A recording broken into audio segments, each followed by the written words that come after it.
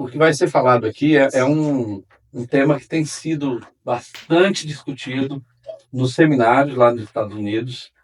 Não é um tema muito popular ainda aqui no Brasil, está começando a ficar, mas é uma preocupação que tem surgido nos seminários e nas igrejas em relação a manter, né, a saúde emocional, a saúde mental, a saúde, equilibrando com a saúde espiritual do líder, né? A gente precisa fazer o serviço de Deus, gastar a nossa vida, mas no final da história a gente precisa sobrar, né, terminar a vida de forma saudável, integral. E a Luciene fez uma classe no mestrado dela com uma das classes que ela fez. Eles foram bem fundo nesse assunto. E aí eu pedi ela para ela conduzir, e nós vamos aqui contribuindo, ajudando, atrapalhando aqui de vez em quando, e ela vai conduzindo, né? Vamos orar e a gente começa. Eu acho que eu vou ficar sentada. Vocês não podem ficar sentados? Não, quem fala não pode ser sentado. Tá brincando. Quem está trabalhando tem que ter em pé. Quem está trabalhando tem que ter em pé. Tô brincando. Você tem cadeira aqui? Tem. Vamos orar então. Pode ficar sentado, não preocupe em se levantar. Amém. Pai, nós te damos graças mais uma vez pela alegria de estarmos aqui com essa equipe de líderes, que é o coração da igreja, que compõe o grupo, ó Deus, que tem servido, que tem participado ativamente, Senhor, dessa obra que o Senhor está fazendo aqui, amém, nessa cidade, nessa região. Eu oro, Deus, para que esse tempo seja um tempo de crescimento mútuo, de aprendizado mútuo, e que possamos, ó Deus, extrair uns dos outros aquilo que o Senhor tem plantado no coração deles. Amém, e que também, ó Deus, possamos extrair da Tua palavra aquilo que o Senhor tem escrito para nos instruir, para nos alimentar. Abra o nosso entendimento, abra o nosso coração. Ó Deus, nos dê um pensamento realmente receptivo à Tua palavra, de forma que possamos ser realmente instruídos pelo Teu Espírito enquanto falamos e enquanto compartilhamos uns com os outros. Nós oramos, nos rendemos a Ti e dedicamos a Ti esse tempo, Pai. Que o Senhor possa realmente estar presente, que o Senhor possa conduzir esse tempo para a glória do Teu nome. Nós Te louvamos pela vida do pastor Drauzio e da Cláudia, que estão nos recebendo em sua casa. Ó Deus, que realmente a presença do Senhor, a glória do Senhor esteja nesse lugar. No nome do Senhor Jesus. Amém. Amém. Amém. Gente, nós vamos distribuir isso aqui. Eu acredito que nós temos... Vai distribuir para mim? Eu acredito que a gente tenha a quantidade certa aí para todo mundo. Mas, caso a gente não tenha, o pastor falou que a gente pode ter mais aqui, né? Então, mas eu acho que a gente tem. Isso aí é um questionário. A primeira coisa que a gente vai fazer hoje a respeito dessa nossa autoavaliação aí é saber o quanto nós estamos emocionalmente saudáveis. E isso não tem como eu falar daqui para a Júlia ou eu falar daqui para outra irmã. É você que tem que saber quando você responde essas coisas aí. Então, eu vou te dar dois. Tem para todo mundo ou não, doutor? Acho que não. Eu não estou presente. Não vai ter nenhum.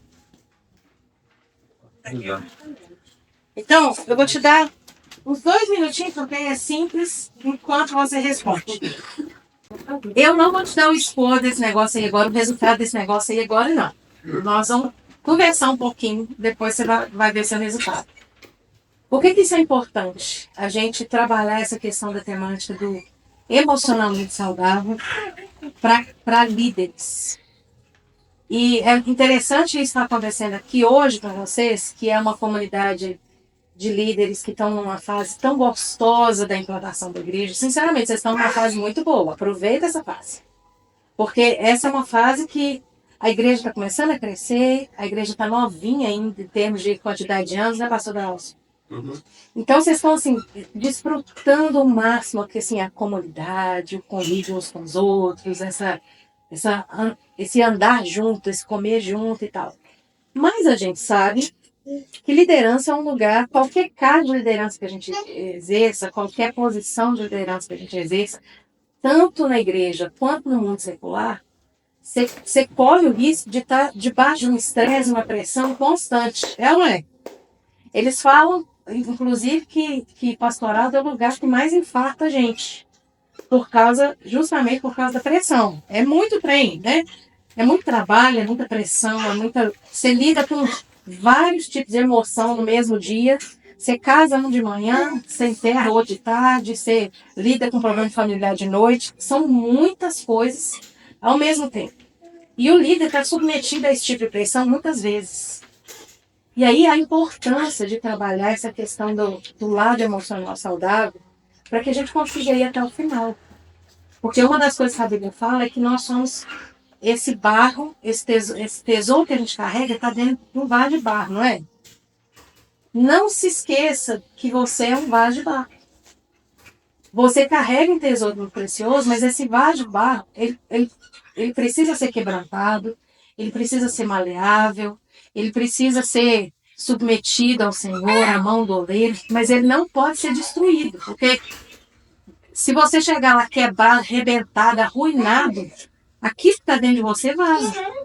Então, a ideia de Deus é que a gente preserve essa área que Ele nos deu para que a gente consiga chegar até o final bem, que a gente exerça a nossa liderança bem, para que a gente não chegue no final da nossa carreira ministerial, vamos dizer assim, arrebentado emocionalmente. Se você olhar para o lado, muita gente chega no final da coisa assim, cheio de amargura, cheio de tristeza, cheio de arrependimento, cheio de um monte de coisa. Não é assim que a gente gostaria que a gente chegasse até o final, como igreja. E é interessante que, por causa disso, por causa dessa necessidade de nós estarmos cada vez mais bem, né? A gente tá sempre bem até o final. Se tem uma coisa que a gente precisa usar na liderança, é isso aqui, ó. Você precisa liderar com o espelho na mão. Nós não lideramos daqui para lá. Nós lideramos a partir disso aqui, de olhar e saber que isso. Uma das coisas que a gente também experimenta muito na liderança é que muitas vezes, debaixo de pressão, a gente às vezes pensa assim, gente, eu não sabia que eu era capaz disso. Sabe aquele negócio assim da mulher que tá sofrendo abuso a vida inteira, até que um dia ela tá tão esgotada que ela vai e mata o marido? E aí ela chega na delegacia e pensava assim, gente, eu não sabia que eu tinha condição de fazer isso. A pressão faz isso com a gente. E é por isso a importância de nos conhecermos, de saber quem nós somos. Para que a gente saiba as nossas fraquezas, os nossos limites, aquelas coisas que nós somos fortes, aquelas coisas que nós não deveríamos entrar, porque nós não temos condição de lidar com aquilo. Então, a gente precisa saber disso. Tem um texto aí, que é esse texto aqui, ó, de 1 Timóteo 4,6, que ele fala assim, atente bem para a sua própria vida e para a doutrina, perseverando nesses deveres, pois agindo assim você salvará tanto a si mesmo, quanto aos que o ouvem. Ele está falando o seguinte, olha, existe um cuidado que a gente precisa ter conosco e com aquilo que a gente prega. Essas duas coisas a gente precisa prestar atenção. Porque o nosso maior papel como líder não é nem dizer, vai para lá, aquele lá é o caminho. O nosso papel como líder é cuidar da gente, inspirar outros enquanto a gente anda. Enquanto a gente anda e a gente está cuidando daquilo que é nossa própria vida e cuidando da nossa mensagem, a gente vai inspirando outros e outros vão vindo com a gente. E aí Paulo orienta, né, Timóteo para que Timóteo cuide dele. Como é cuidar da gente? A gente precisa primeiramente se autoconhecer. E a gente acha interessante porque a gente muitas vezes a gente está muito preocupado com o nosso lado, só o nosso lado espiritual da coisa. A gente não consegue ver a conexão do nosso lado emocional e o nosso lado espiritual e como eles andam juntos. Porque a gente está tão cheio de Deus, a gente está tão cheio de experiência com Deus, é tão gostoso ficar na presença de Deus, e é mesmo. Né? É tão bom viver as coisas de Deus, é tão bom ver Deus movendo, é tão bom. Só que junto com isso, a gente precisa saber quem nós somos. Porque nesse processo de nós andarmos com Deus, Deus vai revelando para a gente, eu vou te mostrar textos aqui, de quem a gente é. A Bíblia muitas vezes orienta, motiva, encoraja que a gente olhe para a gente mesmo. Que a gente coloque o espelho diante de nós. Inclusive a Bíblia diz que a palavra de Deus é como espelho. Porque a gente pode se ver através desse espelho. Então, o foco não é olhar necessariamente quando a gente altera, o foco não é olhar para o outro, mas é olhar para a gente. E saber aquilo que a gente tem de força, de fraqueza, de dons, de talentos, de não talentos, de não dons, Limites. né? De limites, né? Então, isso é importante. Tem uma... Isso aqui, ó, é um esquema. Não sei se você conhece essa ferramenta aqui. Essa ferramenta se chama janela de Johari. O que é isso? Você tem um eu que todo mundo conhece, que é conhecido pelos outros ou que as pessoas não conhecem. E você tem um eu interno, que é aquilo que você conhece ou até mesmo coisas que você não conhece. Porque a Bíblia fala assim, em 1 Coríntios 13, que a gente vai chegar a um ponto que nós conheceremos como nós somos conhecidos. Lembra desse texto? Tem coisas para nós que estão no nosso lado cego. A gente não conhece. Então, quando você tem aquilo que é conhecido por você e aquilo que é conhecido pelos outros, está na esfera do público. Tipo assim, todo mundo conhece. Eu tenho consciência, as pessoas têm consciência a respeito de mim. Aquilo que é conhecido por mim, mas que os outros não conhecem, é privado. Existem áreas da nossa vida que são privadas, as pessoas não vão saber. Necessariamente elas não precisam saber. Né? É aquilo que nós sabemos, mas que a gente não mostra. Não é conveniente nem mostrar. E eu não estou falando de fraqueza, de pecado, não estou falando disso. Mas, por exemplo, você não vai no banheiro de porta aberta para todo mundo ver, vai? Você não tem seu momento com a sua esposa e coloca na internet. Você não é nem uma Beyoncé da vida para colocar na internet seus momentos íntimos. Então, isso é privado, né? Agora, quando você tem coisa que é desconhecida para você, mas outros veem, porque isso também acontece, tem coisa que todo mundo vê, só a gente não vê a respeito da gente. Isso é o nosso ponto cego. Os outros estão enxergando a respeito de nós, mas nós não sabemos. Ou quando é desconhecido para você, mas também é desconhecido para o outro, isso é chamado de ignorado. Tipo assim, existem coisas que realmente ninguém sabe, nem você sabe a seu respeito, e é por isso que o salmista fala assim, Senhor, sonda-me e me conhece. Porque há coisas que nós não sabemos. E aí eu vou te mostrar, eu vou só citar, pode voltar lá tem textos que a Bíblia fala muitas vezes para a gente examinar a gente mesmo. Por exemplo, a gente tem 1 Coríntios, quando ele fala assim, examine-se, pois, o homem. Lembra? Isso ali é no contexto da ceia, no contexto da vida dele espiritual, antes que ele tome a ceia. Mas é um encorajamento para que a pessoa se auto-avalie. Depois ele fala assim, olha, aquele que está em pé, considere estar em pé, cuide-se para que não caia. O que ele está fazendo? Ele está falando, olha para você e conhece a sua situação, porque a sua situação é importante na maneira como você caminha com Deus. Tem um texto, se você puder abrir aí, se a sua Bíblia tiver aí, se a sua Bíblia eletrônica tiver, é o texto de Gálatas 6. E eu quero só te mostrar de novo, mais uma vez, como a Bíblia te encoraja nisso. Gálatas 6, de 1 a 5.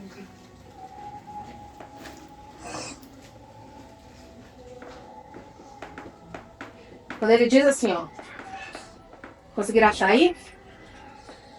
Ele fala assim, irmãos, se um homem for surpreendido em algum delito, vós que sois espirituais, restaurai o tal num espírito de mansidão. E tu, olha a ti mesmo, para que também não sejais tentado. De novo, você está cuidando de outros, mas antes de você cuidar de outros, cuide de você. Olha o que está acontecendo com você. Depois, levai as cargas uns dos outros e assim cumprireis a lei de Cristo. Pois se alguém pensa ser alguma coisa não sendo nada, engana-se a si mesmo. De novo, olha para você não estar enganado em relação à sua autoimagem. Tipo assim, em quem você né? Às vezes a gente tem esse negócio assim, a gente achar que a gente está arrasando, né? E a gente descobre que a gente não está não, né? E é muito triste esse negócio de você descobrir que você não está arrasando tanto assim. Então ele fala assim, olha para você e vê a sua situação. Mas cada um prove a sua obra, quer dizer, de novo, o que você está fazendo, avalie o que você está fazendo, avalie como você está, então terá o seu motivo de glória em si mesmo, somente e não em outro, pois cada um levará o seu próprio fardo. Então ele está dizendo o seguinte, olha para você, cuida de você, saiba quem você é, Tenha cuidado com isso, porque o que a gente mostra na superfície pode não ser aquilo que está lá embaixo, que nutre as nossas intenções, que nutre as nossas motivações, que nutre quem nós somos. Então, considerando isso, agora eu vou passar. Só uma coisa, Lu. Uma coisa interessante nesse texto de Gálatas é que, embora Paulo esteja falando de duas de cargas, né, cada um levará a sua carga, no versículo 2 ele usa um termo grego para uma carga que possa ser compartilhada, que é o termo bar. E essa carga, ela é sua, mas você pode compartilhar com outro e outro pode te ajudar a carregar. Mas na segunda palavra, no versículo 5, que ele fala carga também, ele fala carga no 2 e fala carga no 5. Carga e fardos. Fardos. Aí ele já está falando de uma carga, ou de um fardo que é individual, que não é transferível, que é sua responsabilidade, é só você e Deus. Por exemplo, a sua santidade, andar em santidade. Ninguém consegue andar em santidade para você, né? É você que tem que andar. Essa carga aí, é você que tem que carregar, né? Mas se você, por exemplo, estiver sofrendo com uma doença, com uma enfermidade, alguém pode ir lá te ajudar a limpar a sua casa, orar com você, ouvir se você estiver triste. Essa carga é compartilhável, mas essa outra já não é compartilhável. Amar a sua esposa, por exemplo, o seu marido. Ninguém pode amar a sua esposa. É melhor que não, né? Ninguém deve amar a sua esposa ou seu marido. Isso é um dever seu, né? Então não dá para compartilhar ou transferir isso. Então é interessante que ele usa aparentemente a mesma palavra, mas ele está falando de coisas que você compartilha e coisas que você não deve compartilhar e que é a sua responsabilidade para se manter saudável. Legal. E aí, existe quando a gente fez uma reunião de liderança virtual, não sei se o pastor Daniel estava, os meninos estavam, eu falei sobre essa série aqui de livros chamada Emocionalmente Saudável. Esse pastor aqui, ó, chegou no fundo do cansaço, do estresse, de tudo assim, de todo o estrago que o ministério sem limites pode fazer. Até o ponto que a mulher dele falou assim, quer saber de uma coisa? Eu nunca mais eu volto na igreja. Não tem condição de ir para a igreja desse jeito. Eu não vou separar de você, mas para a igreja eu não vou não, porque eu não dou conta mais. Então, quando ele percebeu que ele estava nessa situação de cansaço, de estresse, de pressão, sem limite, aí ele deu a parada que ele precisava parar. E aí ele começou a escrever para líderes e começou nesse processo de restauração. E ele tem essa série chamada Emocionalmente Saudável. Então você vai ter espiritualidade emocionalmente saudável, líder emocionalmente saudável, mulher emocionalmente saudável e por aí emocionalmente saudável, né? E aí ele vai trabalhar exatamente sobre essas coisas que a gente vai trabalhar aqui hoje, né? E aí quando a gente fez o questionário de avaliação, eu te pedi para fazer uma primeira avaliação. Agora eu vou com você pergunta por pergunta, para que no final você faça de novo esse questionário, tá? Vamos lá? Olha só. Você consegue identificar e nomear suas emoções em diferentes situações? Isso é importante para o seu autoconhecimento? Como que você acha que é importante você saber o que você está sentindo para se autoconhecer? Por que você acha que isso é importante? Agora eu estou fazendo a pergunta aberta. Por que isso é importante? Isso é importante espiritualmente? Sim. Por quê? Então, você saber lidar com a situação. Eu sei que eu tô sentindo. Eu tô sentindo raiva. Mas por que eu tô sentindo raiva? E aí me faz voltar no tempo, assim, falar, não, mas por que eu tô sentindo raiva? Por que eu tô sentindo isso aqui agora? O que foi a razão daquilo que me fez chegar aqui, sabe? Eu, pelo menos, tento pensar nesse sentido, assim, pra buscar onde tá a raiz e ver que, não, faz sentido eu sentir raiva agora aqui nessa situação? Mas não é nesse sentido. Que tá certo. Eu acho que nesse sentido que a Isabela falou, e também no sentido assim da gente às vezes demonstrar aquilo para a pessoa. Por exemplo, acontecia muito comigo, às vezes eu ficava assim, extremamente chateada com a pessoa e guardava aquilo só para mim. Aí tem uma colega minha de trabalho que é psicóloga, ela fala assim, Rita, a pessoa precisa de saber que ela fez isso, que te chateou, que você está chateada. Aí eu comecei a falar, sabe, porque muito tempo eu ficava guardando aquilo só para mim. Então, assim, eu me conhecer e também que aquilo ali vai afetar no meu relacionamento com o outro, como que eu vou lidar. E pode ser também, às vezes, pra gente não espiritualizar uma emoção. Às vezes, sei lá, a gente tá com raiva da pessoa, acho que é Deus mostrando que a pessoa não é pra estar na vida, sei lá, que a pessoa é ruim. E às vezes ela só cutucou uma ferida nossa. Pra gente saber. Exatamente. Vocês sabem aquele filme do Divertidamente, né? Que tem os sentimentos, as emoções ali. Aquilo ali é uma coisa primária, porque a gente só tem ali 5, não é? 5 ou 6, um negócio assim? Aquilo ali é o primário aqui, ó. E uma das coisas que a gente precisa fazer à medida que a gente vai amadurecendo é enriquecer o nosso vocabulário, porque nós não temos só essas coisas primárias aqui, ó. Raiva, tristeza, surpresa, alegria, amor, medo. Essas coisas, à medida que a gente vai amadurecendo, é esperado em nós que a gente saiba diferenciar aquilo que a gente está sentindo, por exemplo, de raiva. Eu posso ter uma raiva de estar irritado, ou eu posso ter uma raiva de estar furioso. São coisas diferentes. São gradações diferentes. A gente nomeia aqui, a gente gradua aqui, vamos dizer assim, e a gente rotula aqui. Isso aqui é uma das coisas. A gente tem um milhão de ferramentas com essas tabelas assim de lista de emoções, né? Mas a ideia é o seguinte: o líder ele precisa aprender a saber quando ele está triste ou ele está com raiva. Ele está triste ou ele está frustrado. O que ele está sentindo exatamente? Porque a grande questão, o alvo é que a gente saiba amadurecer, inclusive, o nosso vocabulário. Vocês já viram, por exemplo, adultos que ele consegue se expressar da mesma forma como ele se expressava quando ele era criança? Ele não cresceu na forma como ele se expressa. E não é nem no fato de usar a palavra bonita ou não usar a palavra bonita. É na capacidade dele de se expressar e de dizer o que ele está sentindo, o que ele está fazendo. E ele continua se expressando como uma criança de 2, 3 anos, ou de 5 anos, ou de 7 anos, ou de 8 anos. A ideia é, eu preciso crescer como líder a ponto de eu saber diferenciar, por exemplo, quando eu estou agitado ou quando eu estou irritado. Quando eu estou hostil ou quando eu estou, por exemplo, odiando uma coisa.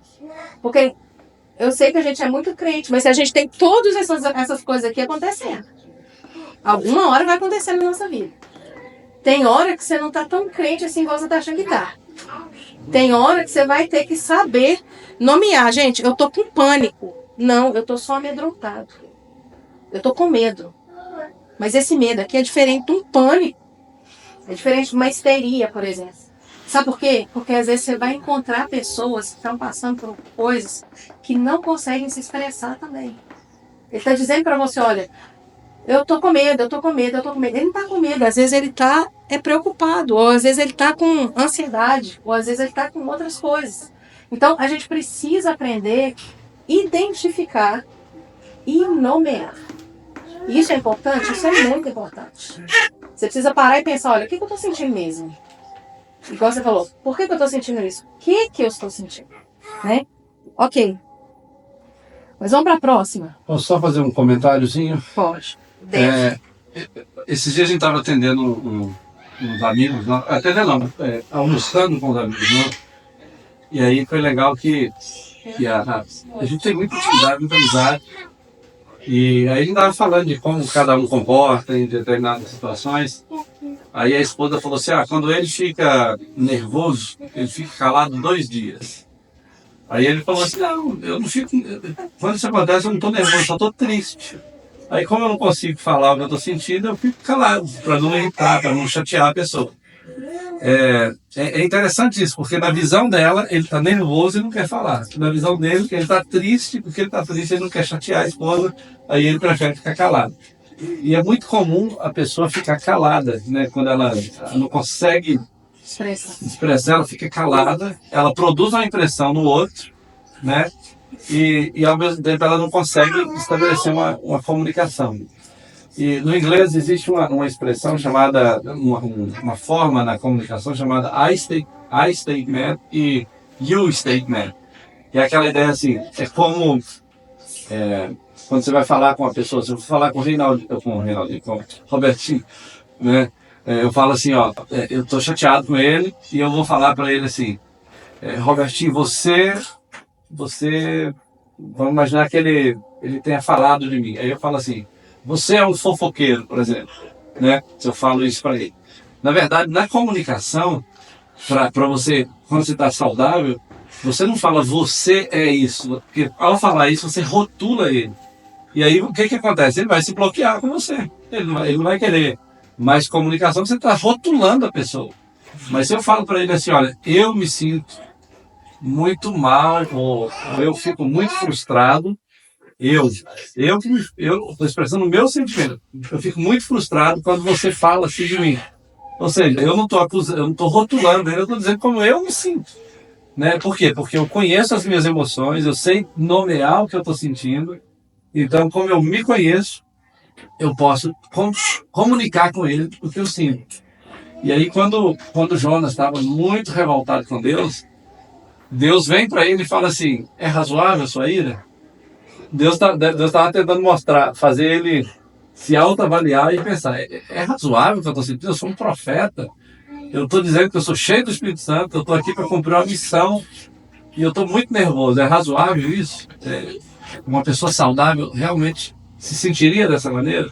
Então, realmente, daí a importância da gente ter esse vocabulário mais ampliado em termos de emoções, para a gente não sair ferindo as pessoas ou viver a vida toda ferido, sem necessariamente saber o que está acontecendo com a gente, né? Ou espiritualizando demais, ou ficando frustrado com Deus, pensando que Deus é culpado por isso, quando na verdade é só a gente que não se conhece como indivíduo. Ou a gente não sabe comunicar exatamente com o outro o que a gente está sentindo, né? Sim.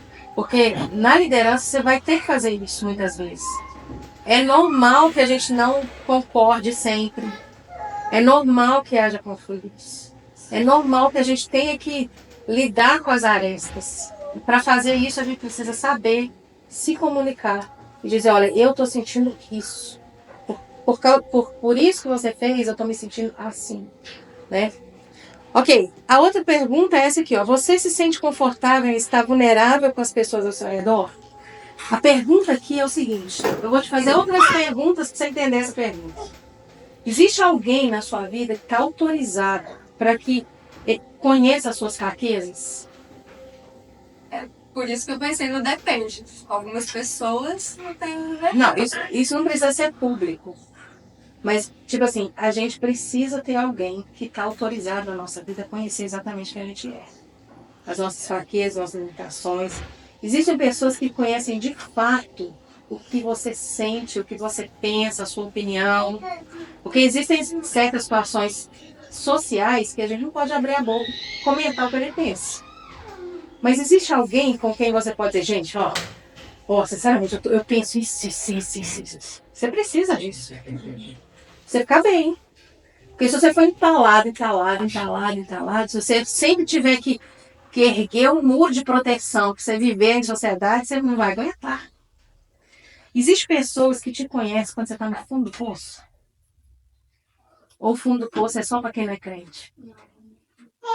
Você acha que crente também não chega em fundo de poço? Em várias áreas. E eu estou falando fundo de poço, você diz assim, de pecar, eles rodearam na lama, é isso. Fundo de poço, situações difíceis. Tem pessoas que podem ouvir você em qualquer situação, sem primeiramente julgar você, mas acolher você e a partir de então te conduzir para uma outra situação. Existem pessoas assim na sua vida? Existem pessoas com quem a gente realmente não precisa erguer os nossos muros de proteção, que a gente pode ficar ali confortável e vulnerável, ou seja, desprotegido, que a gente sabe que a gente não vai levar uma flecha no coração ou uma facada na força. Existem pessoas assim para você? Essa mulher aqui, ó, tem um documentário no Netflix, e aí eu tô usando ela com muita restrição. Você já viu ela? Eu tenho livro dela aqui. Você tem? Coragem de ser perfeita. Essa mulher, eu não concordo com tudo que ela diz, com o posicionamento político dela, nada disso. Mas ela, nesse documentário que ela chama assim, Um Chamado à Coragem, no Netflix, é daqui. Ela, segura aqui, depois eu falo. Ela tem uma fala que ela diz o seguinte: um dos desafios da liderança é das pessoas serem vulneráveis. Porque muitas vezes na liderança as pessoas tendem a anestesiar essas áreas de vulnerabilidade. Olha, não, ninguém pode me tocar, eu tenho que ser forte, eu tenho que ser resistente, eu tenho que ser assim, eu vou ser forte, eu vou conquistar, eu vou não sei o quê. E ela vai anestesiando as áreas de dor dela. Tipo assim, olha, ninguém vai me tocar, ninguém vai mexer comigo, eu vou ser forte, isso aí não vai me tocar, isso aí não vai me atingir, nada disso aí vai me atingir. Né? Como a gente tinha uma expressão quando a gente era pequeno, que vem de baixo não me atinge. Vocês já ouviram essa expressão ou só eu que sou velho? Então, que vem de baixo não me atinge, não vai me atingir. Só que ela fala o seguinte, a mesma área responsável por te fazer sentir dor é a área responsável por te fazer sentir alegria, amor, esse tipo de emoção, que você não gostaria que fosse anestesiada na sua vida. Então ele falou o seguinte, não existe condição de você sentir todas essas coisas gostosas que a gente quer sentir no relacionamento um com o outro, se a gente anestesiar as áreas de vulnerabilidade. Se a gente fechar isso. Ou a gente entra no relacionamento, vamos dizer assim, vulnerável para o outro, ou a gente não vai ter a alegria e o prazer de estar na convivência do outro. A gente até vai algum certo tempo, mas depois aquele negócio vai ficando seco, vai ficando difícil, vai ficando complicado, e a gente não tem mais o dar e receber. Porque, querendo ou não, a parte do dor também é dar e receber. Então, assim, isso é importante? Isso é importante. Porque quando você anestesia as áreas assim, olha, ninguém me toca, você não permite que você tenha do outro e receba do outro aquelas coisas boas também. E aí você vai sendo aquele líder, assim, sabe aquele líder amargurado? Sabe aquele líder, assim, ressentido? Aquele líder duro, que a vida vai deixando ele duro, a vida vai deixando ele, assim, amargo. Você vai vendo, assim, na fala dele que ele tá amargo, que ele tá seco. O que tá acontecendo? Ele anestesiou tudo. Ele não anestesiou só a área de dor dele, não. Ele anestesiou aquelas outras áreas que ele podia receber coisa boa dos outros. Então aquelas áreas, olha, então eu vou me fechar porque eu não confio em ninguém, então eu vou servir aqui, mas ninguém me toca. Né? Isso é importante. Posso fazer? Olha só. Quem você conhece na Bíblia? Porque isso é profundamente bíblico. Quem você conhece na Bíblia que foi extremamente vulnerável desse jeito que ela está mencionando? Pense em alguém, um líder bíblico. Amém. Hã? Verdade, tem. Davi? Davi de Tião. Davi, Jonathan? Falando no sentido assim, que ele se anestesiou. Não, que ele não se anestesiou, ele deixou, ficou exposto ao relacionamento, mesmo sabendo que a pessoa não estava sendo gente boa com ele. Samuel, Jesus. Samuel, Jesus. Olha só, quando Jesus convivia com os 12 discípulos, o discípulo estava traído, ele era Judas, né? E Jesus sabia que ele estava traído. E ele falou assim, amigo, aquele é. Jesus não estava resistente, ele deixou Judas traí-lo, né, vendê-lo, ele deixou Pedro negá-lo, ele deixou todos fugirem, mas ele esteve com eles ali assim, de peito aberto. Amou-os até o fim. Amou-os até o fim. Ele estava sem armadura nenhuma, ele deixou o coração totalmente exposto. E detalhe, quando você anda com gente muito perto de você e essa pessoa te trai, é a pior dor que você sente. Eles falam que a pior mordida é a mordida de ovelha, né? Que você está ali cuidando dela, te pega. Mas Jesus, sabendo disso, ele ainda ficou exposto, vulnerável, mas porque não queria se privar da alegria que lhe estava proposta. É o que a Bíblia fala. Quer dizer, ele continuou sentindo alegria, ele continuou feliz, ele continuou amando, porque ele não se blindou, né? Ele ficou vulnerável. Então, isso é profundamente bíblico, né, e teológico. Terceiro lugar, a outra pergunta. Você consegue abordar conflitos de maneira saudável e construtiva? E aí, é um mito que a gente precisa desconstruir aqui. Porque a gente tem uma ideia romantizada na igreja, de que a gente vai entrar na igreja e a gente não vai ter conflitos. Isso é completamente romântico, meu filho. Isso aqui é drama coreano. Nunca foi realidade. Gostando do coração. Então, onde você tem pessoas, inevitavelmente você tem conflitos. seja no seu serviço, na sua escola, na sua igreja. Então, conflitos não são anormalidade. Eles precisariam ser vistos com mais naturalidade do que normalmente a gente lida. Às vezes quando a gente enxerga um conflito, a gente fica chocado. A gente não deveria ficar. Obviamente que conflito não tem que ser, vai ter assim todo dia um atrás do outro, não é isso não, isso aí é barraquice. Isso aí é barraco. Mas existem coisas que realmente haverá pontos diferentes de vista. Haverá discordâncias. Haverá maneiras diferentes de pensar. Personalidade diferente. E essas coisas se batem todas. Quando você bota todo mundo, meu filho, debaixo do mesmo teto da igreja. Não entra na igreja com essa ideia romantizada, idealizada, de que os irmãos são muito bonitinhos, gracinha, e que vai ser um céu na terra. Céu é no céu. Aqui não é sério. Então, a gente precisa aprender a lidar com isso. E uma das coisas que mudou a minha maneira de pensar e que eu achei assim, interessantíssimo. Eu conheci isso aqui, ó, esse ministério nos Estados Unidos. Não tem ainda no Brasil nada traduzido dele, mas é um ministério que chama Ministério Pacificadores. É o Peacemaking Ministry. E eles trabalham só com resolução de conflitos no meio de igreja. É mais comum do que a gente imagina. Então, eles têm princípios. Eles sabem medir, por exemplo, quando precisa de uma terceira pessoa entrar. Eles sabem medir em qual ponto as partes estão, por exemplo. Existem pontos que as partes estão completamente abertas para a reconciliação. Existem pontos que as partes já estão tão endurecidas que vai precisar de uma terceira pessoa. Existem princípios que eles vão colocando, que são princípios bíblicos, que são muito interessantes. Se você consegue, pelo menos, traduzir em inglês e ler, faz muita diferença se você ler isso aqui. Eles são muito bons. Então, eles trabalham exatamente com isso aqui, ó, respondendo ao conflito biblicamente. A gente precisa estar preparado para isso.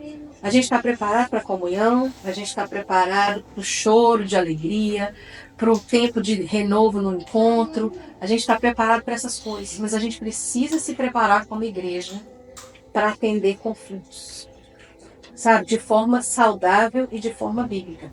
Existem conflitos que vão ser completamente resolvidos, podem ser resolvidos. Existem conflitos que precisa haver uma outra estratégia, porque talvez não haverá condição de reconciliação. Então, a gente precisa aprender isso e andar com isso.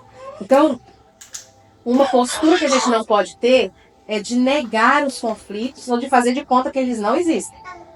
Isso não é de Deus. Sabe assim, a gente dizer assim, não, tá tudo bem, tá tudo bem. Sabe aquele negócio de fazer de conta que eu não tô vendo? A gente acha assim, não, vou fazer de conta que eu não tô vendo, que ele vai desaparecer. Olha, não desaparece. Se ele não for tratado corretamente, ele vira outra coisa.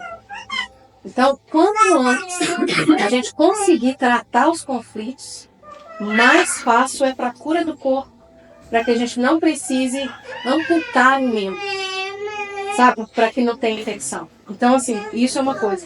E isso é tão normal que a Bíblia fala em Eclesiastes assim, há tempos de guerra e há tempos de paz. Tempos de guerra também são tempos considerados pelo Senhor. É engraçado isso. Obviamente que ninguém vai sair rebentando o outro, mas o que a Bíblia está dizendo é o seguinte, existem tempos que você vive com o outro em paz, tranquilamente, você não tem nada que, tipo assim, não deixe você andar com ele. Mas existem tempos que as coisas mudam, as pessoas mudam. Aquela pessoa que você conheceu há 20 anos atrás, quando você encontrar de novo, provavelmente ela não é a mesma pessoa mais. Espera-se que ela mude, que ela cresça, né? Cresça, né? Amadureça, né? Mas tem gente que anda pra trás. É, exatamente. Tem gente que, tipo assim, ele vai ficando velho, ele vai ficando pior. A ideia é, você precisa ficar mais velho, mais experiente, mais maduro, mais com condição de lidar com esse tipo de coisa que você não tinha condição de lidar antes. Deixa eu atrapalhar mais uma vez. Pode. A gente não quer viver em ambiente conflituoso. Ninguém quer, né? A gente lê lá as obras da carne e fruto do Espírito, ele quer ter só os frutos do Espírito, né? Ou o fruto do Espírito. Ele não quer ter obra da carne. Mas, inevitavelmente, a gente está em carne. E tem hora que a gente tem obra da carne, né? Tem que orar para sair disso. Então, o que a gente tem que ver é a narrativa bíblica. Você olha, você quer saber se isso aí que ela está falando acontece realmente na igreja ou se aconteceu no cenário bíblico. Para saber se isso é normal ou não é normal. O que eu estou vivendo aqui. Outras pessoas já experimentaram ou não? Aí você vai ver, Jesus e os discípulos dele, né? Um queria ter o melhor lugar no céu. O outro disputava posição ali perto de Jesus. Você vai perceber que entre os discípulos de Jesus houve conflitos, né? Em situações diferentes. A igreja primitiva tinha conflito, inclusive entre os helenistas lá, que achavam que a distribuição da assistência não estava igual, e eles tiveram conflitos. Você vai ver Paulo e Pedro saíram quase no tapa um com o outro, né? E ficaram um tempo separados. Paulo e Marcos também ficaram com conflito, e depois de um tempo eles restauraram, mas houve conflito. Ou seja, eram pessoas de Deus, fazendo a obra de Deus, escrevendo a Bíblia, e Deus é tão legal que Ele não esconde. mostrou. Tipo assim, olha aí, povo normal aí, ó. Eles brigam igual a gente mesmo, né? Aí você vai ver Paulo indo pastorear a igreja de Corinto. O que ele vai fazer lá? Resolver conflito, né? Você vai ver em Gálatas, resolvendo conflito. As cartas foram escritas para resolver conflito, né? Tem igreja que Paulo morreu sem ver o conflito resolvido. Mas o que ele estava fazendo? Resolvendo conflito. Então, se a gente ignorar, falar, não, conflito não existe na igreja. A minha igreja não tem conflito. A gente está sendo realmente estúpido. Porque isso não existe. Família tem conflito, igreja tem conflito, pastor tem conflito. No mundo tereis aflições. Foi Jesus que disse, né? Então isso faz parte da nossa existência. E essa exposição ao conflito é mais saudável do que uma vida isolada socialmente. Se você viver isoladamente, falando assim, olha, eu não vou ver ninguém, eu não vou conversar com ninguém, ninguém vai me tocar, ninguém vem na minha casa, eu não vou na casa de ninguém, você vai ser doente. É melhor ter conflito do que ser doente, né? Então é completamente natural isso aí. O que a gente precisa realmente é ter ferramentas certas. Quando o conflito surgir, como a gente resolve isso? Como o crente lida com essa situação? Como um marido cristão lida com esse conflito? Como a esposa cristã lida com esse conflito?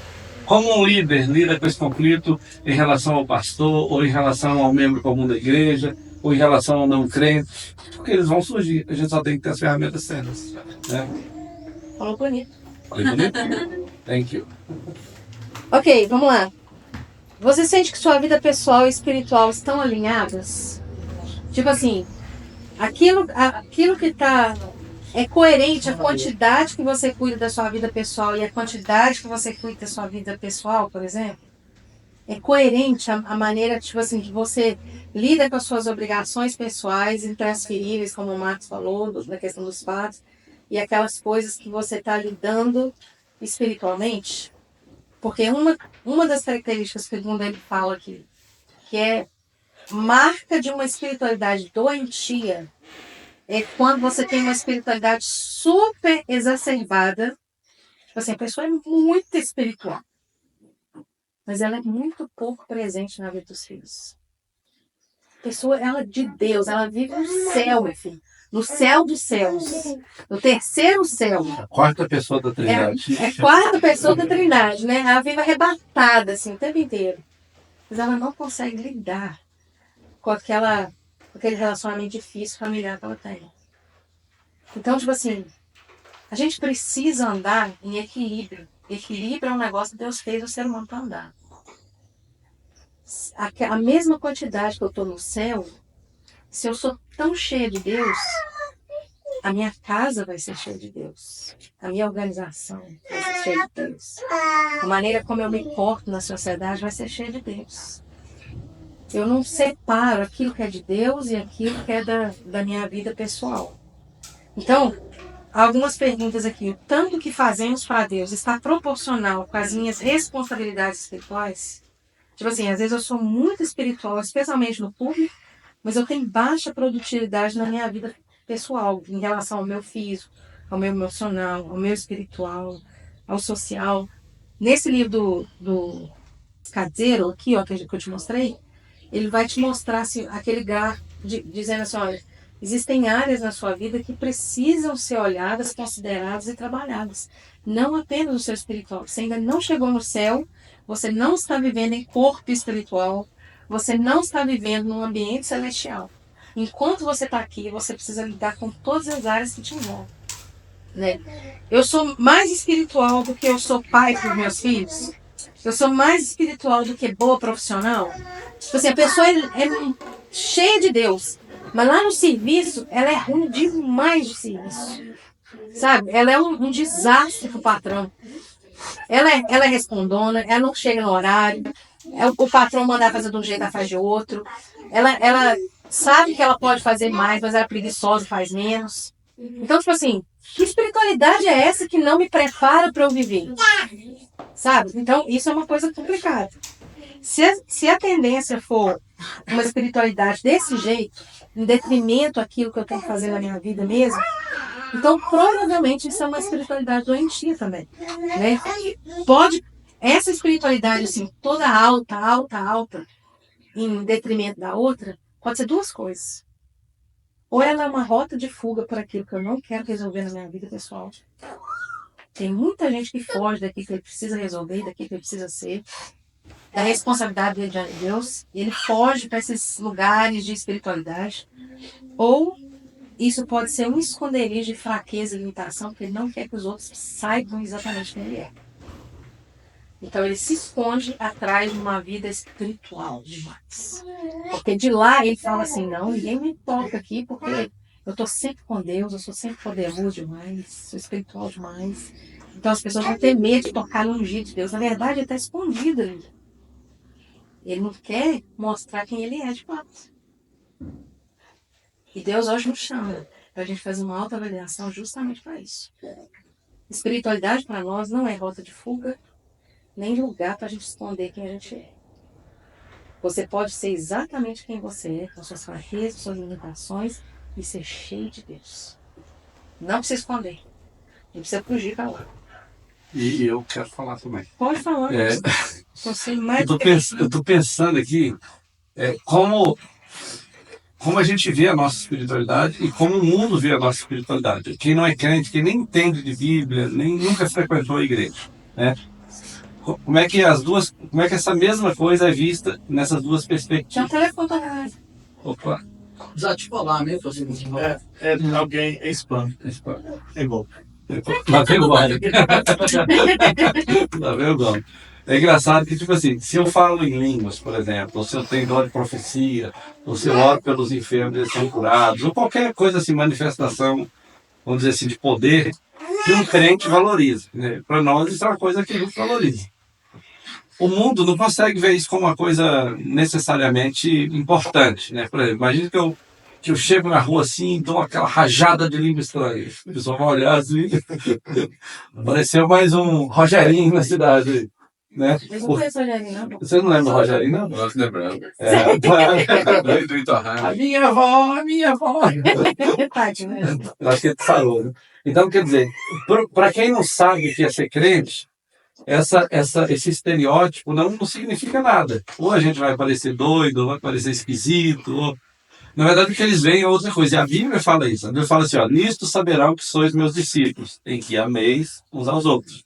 Né? Ou seja, o amor, o respeito que eu tenho pelo outro, o cuidado que eu tenho pelo outro, pelo crente ou pelo não crente, fala assim, o que tem essa pessoa de diferente das outras? Né? Tipo assim, ele vê um comportamento e fala assim, ó, essa pessoa é diferente, essa pessoa é interessante. A educação, a pontualidade, a honestidade, né? Às vezes você acha uma coisa e devolve, não leva para você, ou você tem a chance de se irritar, mas você age com paciência. Você tem a chance, por exemplo, de agir com hostilidade, mas você age com passividade, com humildade. Então, ou no trânsito mesmo, você tem chance de xingar até a terceira geração daquela pessoa. Aí você simplesmente age de uma forma diferente. Então, quando a pessoa vê isso, ela fala assim, essa pessoa aí é diferente no trânsito, é diferente aqui nessa situação, não parqueia, não. Nos Estados Unidos fala muito parqueagem, Estacionar. é uma palavra aportuguesada do inglês, né? Porque, na verdade, não é assim que fala. Mas você estaciona o carro no lugar errado, ou infringe leis de trânsito na frente de todo mundo, não tem problema. O resultado, as pessoas veem esses comportamentos. Elas não veem se você fala em língua, se você cura os enfermos, se você lê a Bíblia todo dia, se você ora 4 horas de joelho com a mão levantada. Ela vê como você trata a sua esposa, ela vê como você trata seu marido, ela vê como você paga as suas contas, ela vê como você se comporta diante da sociedade, quando você está jogando futebol, né? Você tá jogando... Uma vez eu fui no futebol dos irmãos da nossa igreja lá, eu fui para brincar com eles, né? E aí, isso há muitos anos atrás, quando eles ainda não tinham convertido totalmente. Hoje eu aprendi que é diferente. Mas eu vi cada palavra assim, nova pro meu vocabulário que eu não tinha. Né? Eu dei uma ampliada no meu vocabulário. E eu falei assim, gente, que lugar legal para fazer discipulado. Né? Porque aqui a gente conhece mesmo quem nós somos. Né? E tipo assim, é claro que depois termina, todo mundo é amigo, irmão, mas na hora do sangue quente, a pessoa fica vulnerável e ela se comporta do jeito que ela é. E aí, só que entre nós fica tudo ok, porque a gente é irmão, a gente continua vivendo de boa.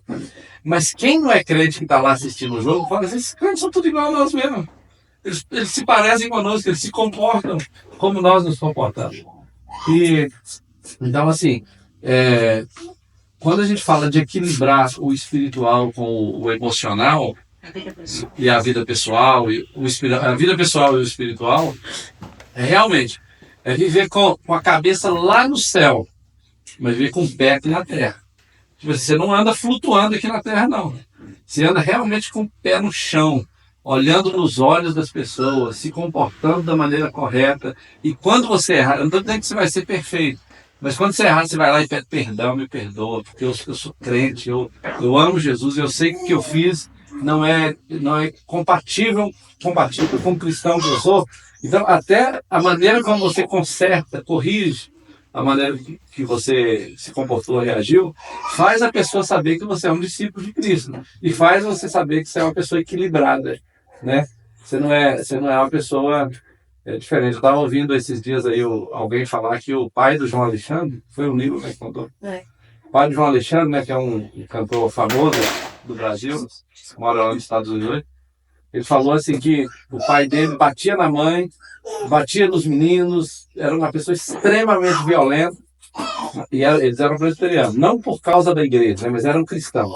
Quando eles chegavam na porta da igreja, eles falavam todo mundo, se comportem, estamos entrando na casa do Senhor, né?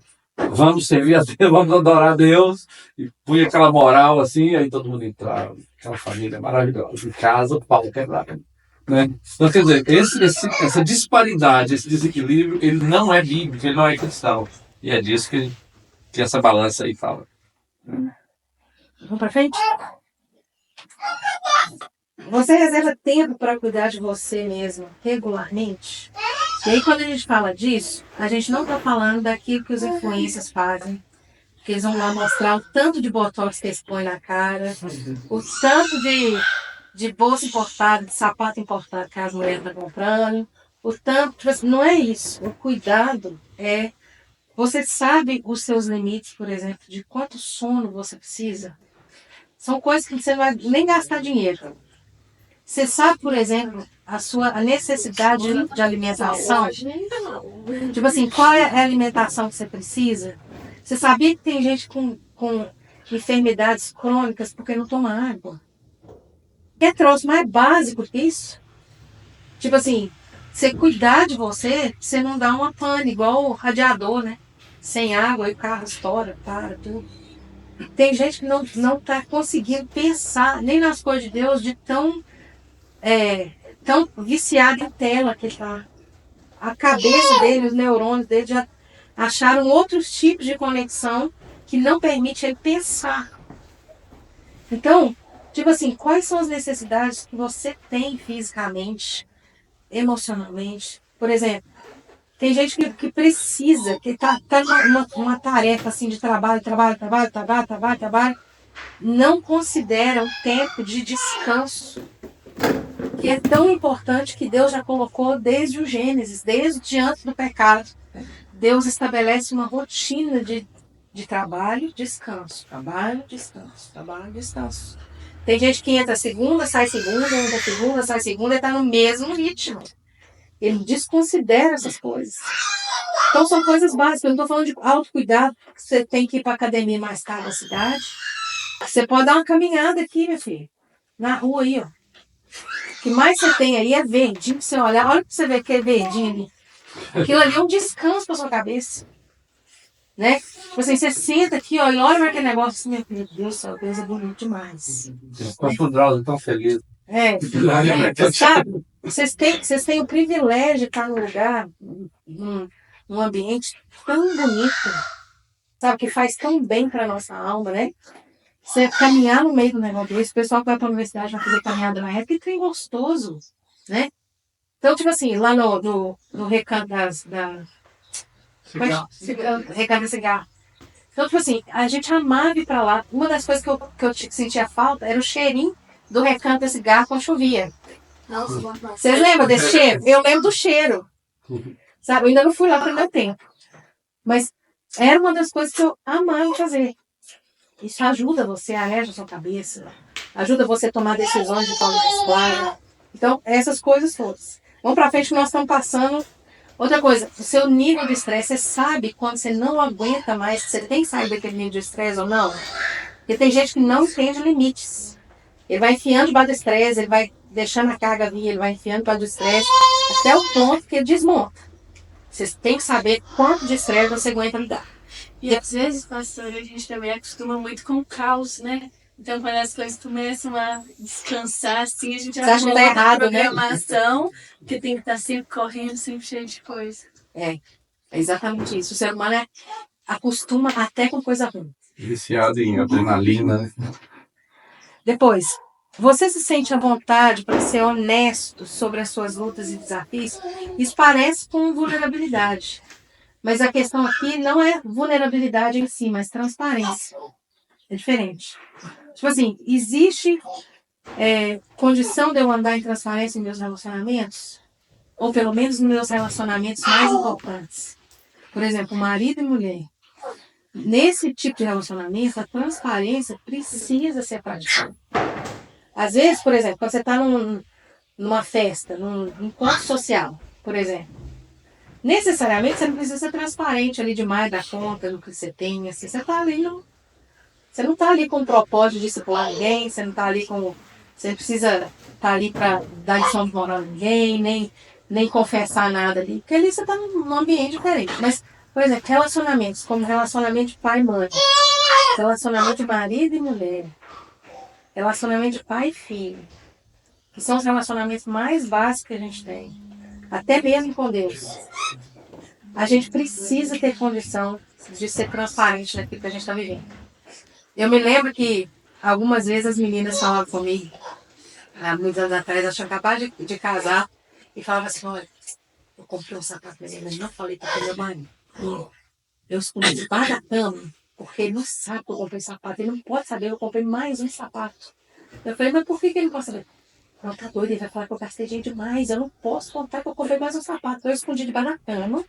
Aí lá pra frente, daqui uns dias, eu uso o sapato como se nada tivesse acontecido, ele nunca vai perceber que eu comprei o sapato. Você é um trem bobo, não é? A gente às vezes faz, não faz? Até que eu não faço muito não, né? Eu tô pensando aqui, você faz? Eu sou tranquila nesse negócio. Deixa eu ver aqui que sapatos dão. Mas, tipo assim, eu falo, gente, mas que bobeira, por que você não pode comprar? Ele não sabe, não tem acesso à conta, não sabe que você já comprou esse sapato? Mas eu vou contar, não vou contar. Então, tipo assim, às vezes a gente esconde um trem tão besta, tão bobo, que nem ia fazer tanta diferença, e a gente fica com dificuldade disso. Então, cuida dos seus relacionamentos principais, neles você precisa ter isso, né? Quer falar? Jesus, de novo. Quando Jesus estava mal, assim, ele chegou num pico de estresse, né? Que ele fala assim, a minha alma está angustiada até a morte. Ficar aqui e velar comigo. Ele foi muito honesto, porque o cara, para ser filho de Deus, para ser o salvador do mundo, né? Se alguém que vai mudar a história da humanidade. Tem coragem de falar isso, né? Eu estou angustiado até a morte. Em outras palavras, Jesus estava num estado de estresse tão alto que ele estava dizendo assim, qualquer pessoa suicidaria no estado que eu estou aqui. Né? Porque eu estou para morrer tão angustiado. A angústia é tristeza profunda. É tristeza crônica, aquela coisa assim que você não... Você prefere morrer do que ficar sentindo o que você está sentindo, né? E era isso que eu estava sentindo.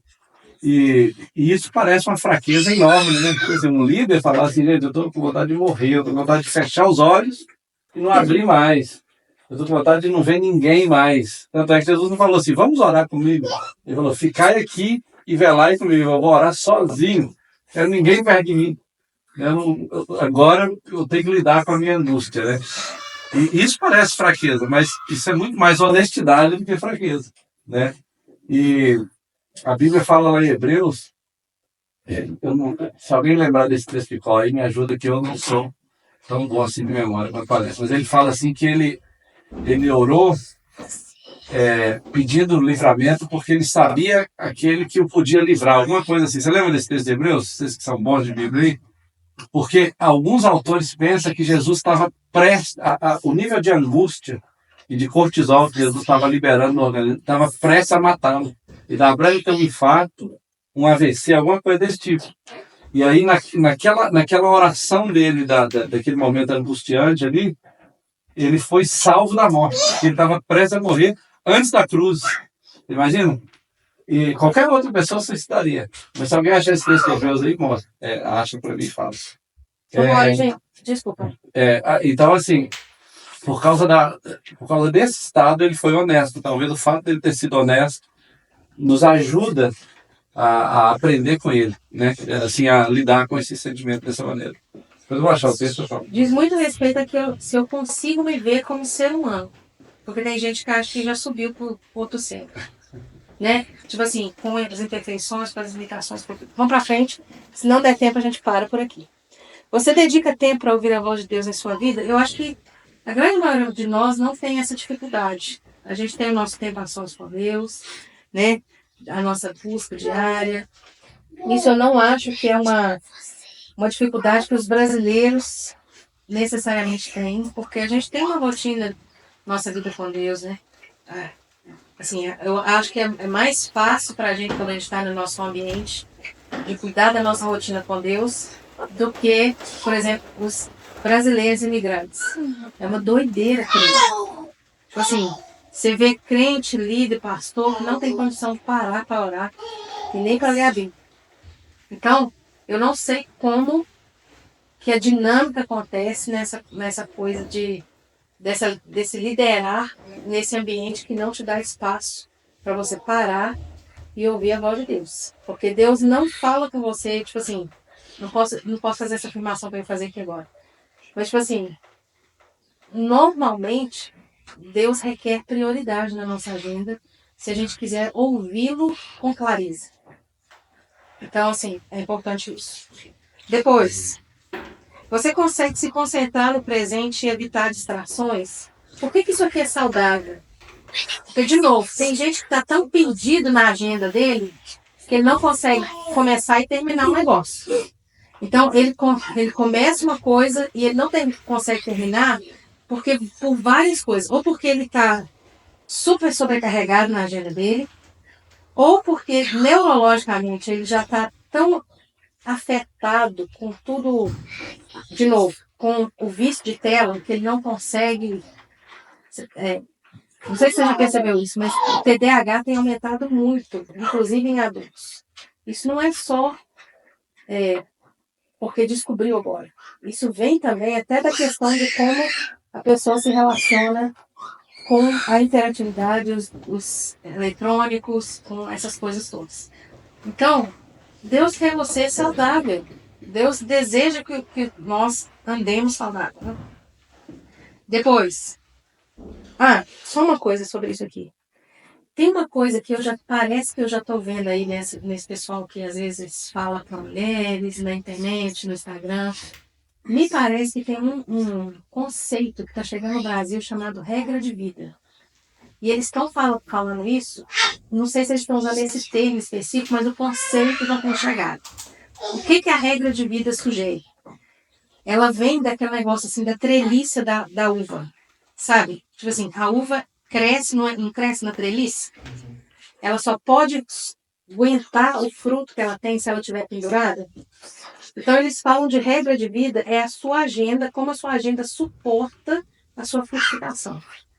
Então, tem gente que quer muito frutificar em muitas coisas, mas ele não constrói uma estrutura para a vida dele que permite ele frutificar em todas as coisas sem quebrar. Porque, por exemplo, se a videira tiver frutos no chão, esses frutos não vão ficar, eles vão ser pisados, eles não vão crescer.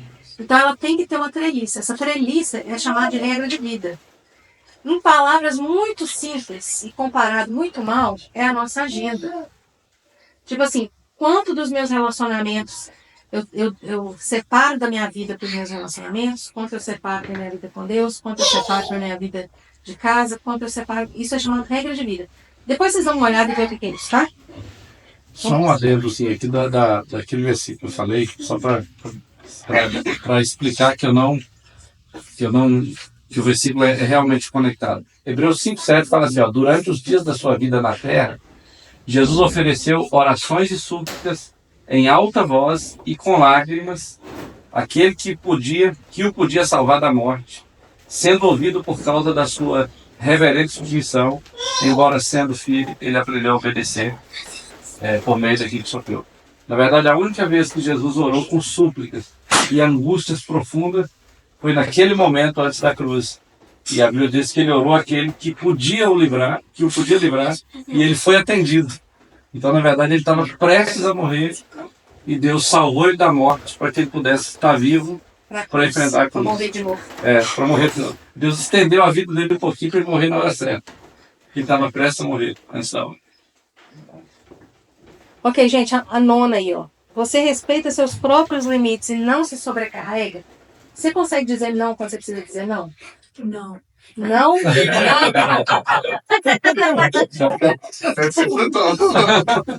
Você consegue estabelecer limites e dizer, irmão, isso aqui eu não vou fazer não.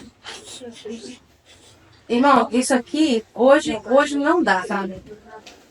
Irmão, amanhã nesse horário eu posso, hoje não. Você consegue estabelecer limites? Estou aprendendo agora. Você precisa fazer isso. Trabalho é mais difícil, né? Na vida. Tem gente que consegue fazer com mais facilidade do que outros. Porque a gente pensa assim, gente, eu tenho recebido tanto de Deus, eu não posso dizer não para Deus. Para Deus não. Você pode dizer para o ser humano que você não pode. Sabe, você precisa aprender a respeitar seus limites. Limites são coisas que Deus colocou na sua vida para te preservar.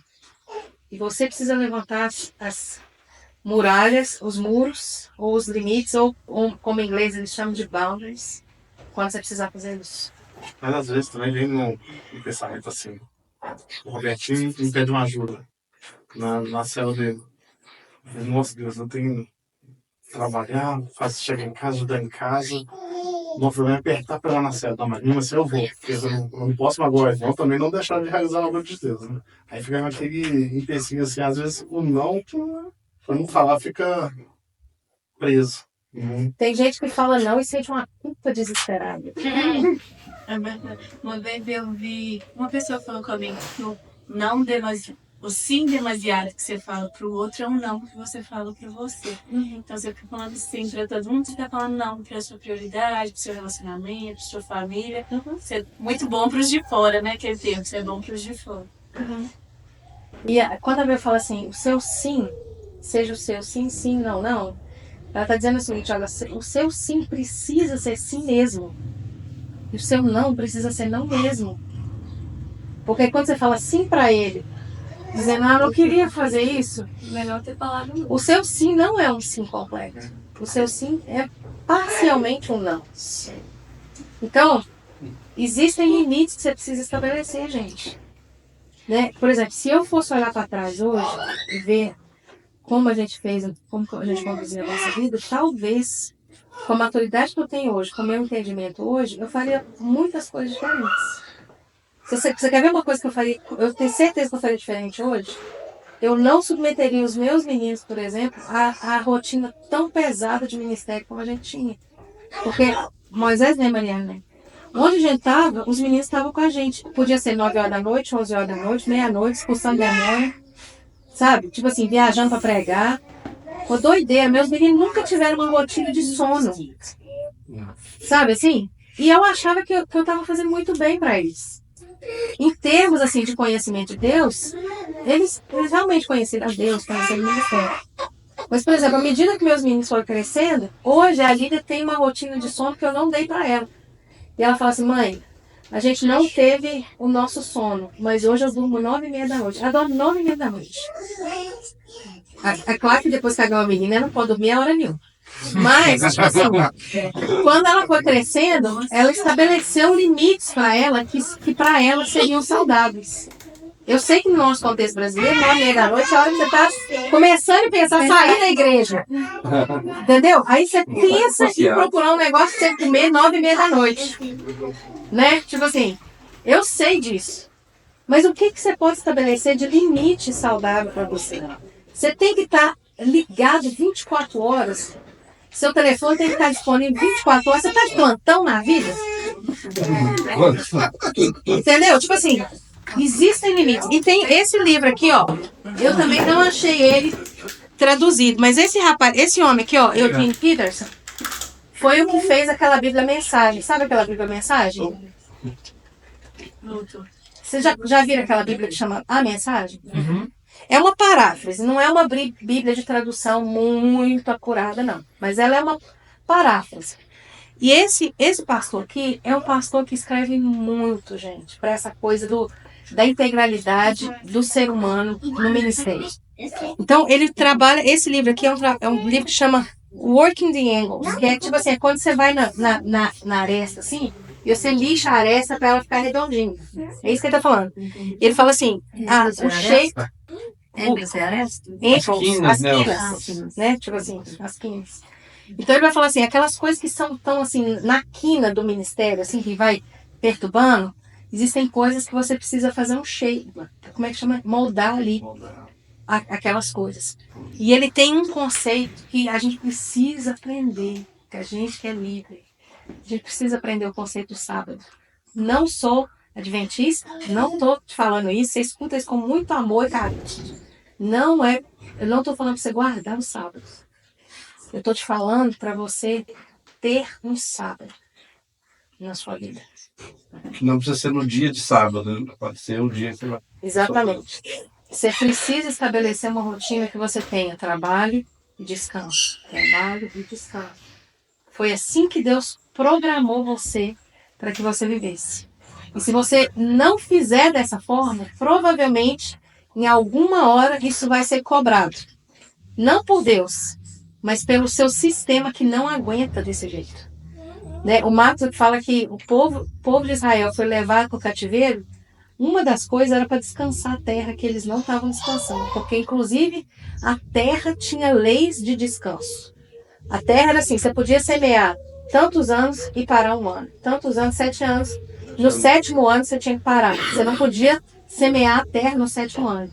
Foi contando a quantidade de sábados, foi exatamente o tempo que eles ficaram no... Os 70 anos correspondem aos 490 anos de desobediência. Que eles foram desobedecendo o esquema de Deus de trabalho, descanso, trabalho, descanso, trabalho, descanso. Então, isso serve tanto para a terra, se Deus foi criterioso para descansar a terra dessa forma, tirando o povo da terra, você pode ter certeza que Deus é criterioso para cuidar da sua saúde. Alguma hora essa saúde vai dizer para você que você precisa parar. Vamos para frente, a última aí. Você busca ativamente oportunidades para crescer em sua fé e emocionalmente? De novo, eu não tenho dúvidas que a gente tem muita facilidade de buscar oportunidades para crescer na nossa fé. Quando a gente vai na igreja, quando a gente se reúne, quando a gente faz uma campanha de oração, quando a gente sobe no monte para orar. O que a gente está fazendo? A gente está aproveitando a oportunidade de crescer na nossa fé. Mas eu tenho dúvidas se a gente usa as nossas oportunidades para a gente crescer emocionalmente.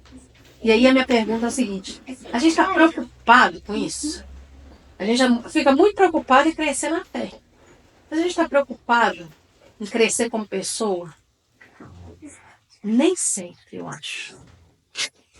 Às vezes a gente está muito no fluxo, sabe? Aquele negócio assim de vai no fluxo, vai no fluxo, vai no fluxo.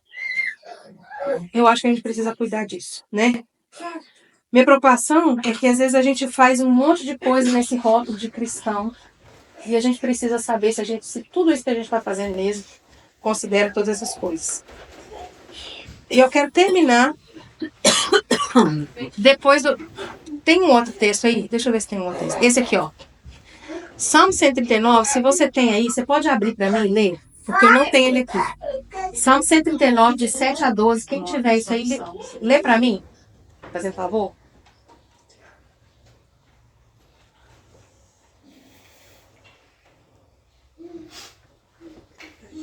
Salmo 39, 7 a 12? Uhum. Então vamos lá. Para onde É isso mesmo. me ausentarei do teu espírito?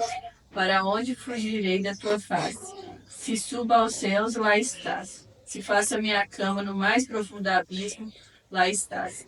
Se tomo as asas da alvorada e me detenho nos confins dos mares, ainda ali a tua mão me guiará, e a tua mão direita me sustentará. Se eu digo as trevas com certeza me encobrirão e as luzes ao redor de mim se fará a noite. Até as próprias trevas não te serão escuras, e a noite é tão clara como o dia. Para ti, as trevas e as luzes são a mesma coisa. Olha só, ele está falando o seguinte, existem coisas na nossa vida que nós não conhecemos. E mesmo que a gente queira ficar no escuro, para Deus é como se ele estivesse enxergando na maior das claridades. Então, o que ele está falando é o seguinte, olha, para Deus, luz e trevas são a mesma coisa. Não existe nada em nós que Deus não conhece. Tem coisas que nós não conhecemos, mas que Deus conhece. E aí, é aquele texto que eu falei. Hoje a gente não conhece, mas vai chegar um dia que eu vou conhecer da mesma forma como eu sou conhecido. Você acha que Deus tem partes em você que Ele não te conhece? Não. A Bíblia fala que Ele nos entreteceu no ventre da nossa mãe. Ele sabe, a gente conhece por dentro e por fora, nossa estrutura e tudo. Só que aí tem o próximo versículo, que é ainda de Salmo 139. O salmista vai falar assim para Deus, olha, sonda-me e conhece o meu coração. Prova-me e conhece os meus pensamentos. Vê se há em mim algum caminho mau e guia-me pelo caminho eterno. Deixa eu te perguntar uma coisa aqui. Davi estava orando para que Deus conhecesse ele mais? Essa foi uma oração de Davi para que Deus conhecesse ele ainda mais? Essa oração era para quem? Para ele mesmo. Para ele mesmo. Porque, tipo assim, Deus não precisa te conhecer mais, não, ele já te conhece. Quem não te conhece é você mesmo. Então, Davi está falando assim, Deus, me sonda e me mostra. Aquelas coisas que estão no meu ponto cego, lembra da janela de Johari? Aquelas coisas que estão no meu ponto cego e até mesmo ignoradas, me mostra. Porque pode ser que haja algum caminho mau que eu preciso consertar. Pode ser que tem coisa aqui que precisa ser ajustada. Pode ser que tem coisa aqui que precisa crescer. Então, olhe meu pensamento. Olhe se a minha estrutura de pensamento está boa. Me ajuda a pensar naquilo que eu estou pensando. Me ajuda a pensar e conhecer meu coração. Porque a Bíblia fala assim, olha, ele é extremamente corrupto, enganador. E tem uma coisa que os psicólogos usam muito, que eu gosto, eles falam assim, a mente mente. Realmente, muitas vezes você está acreditando em coisas que Deus não te falou, a sua mente está mentindo para você. E aí, o Davi fala para Deus assim, Deus, me sonda. Põe para fora aquelas coisas que eu não estou vendo, eu preciso ver. Porque se tiver coisa ali que pode melhorar, eu quero ser guiado pelo caminho eterno. E aí a Bíblia fala assim, gente, o caminho do justo é como a luz da aurora, que vai brilhando mais e mais até ser dia perfeito. Hoje tem coisas na minha vida que provavelmente eu vou conhecer de mim amanhã. Mas é importante que eu continue nessa caminhada com Deus, de Deus colocando a luz dele aqui, trazendo para fora aquelas coisas que eu não estou vendo, porque eu quero que o meu dia seja perfeito no final. E aí, se você puder em 2 minutos fazer o seu questionário de novo, eu gostaria que você fizesse. Só uma coisinha antes de fazer. Olha esse texto novo aí, ó. Você tá vendo aí, ó. Coração, pensamentos e caminho, né? Uma escadinha. descendente. Coração, a Bíblia sempre coloca o coração como sendo o seu espírito, o aspecto moral do ser humano. E o pensamento sempre como o aspecto psicológico, a psique, a alma, né? Então você tem coração e pensamento. Mas o caminho é comportamento. O caminho é a sua interação social. Então, como você vive na Terra, né? Então ele está falando assim, ó, ele está pedindo uma sondagem que passa do espírito para a mente e para o comportamento. E ao fazer isso, ele percebe o seguinte: se a cura começa de dentro, se realmente existe um trabalho de Deus que afeta meu ser moral e meu ser emocional, o meu comportamento social, aquilo que as pessoas estão vendo, vai ser automaticamente transformado. Eu nunca posso começar a mudar a maneira que eu sou primeiro, a maneira que eu ajo primeiro, para chegar a melhorar na maneira que eu sou. Eu começo a transformação de dentro para fora, para que os outros vejam realmente que houve um trabalho de Deus em mim. Bem interessante. Vamos fazer o questionário? 2 minutos.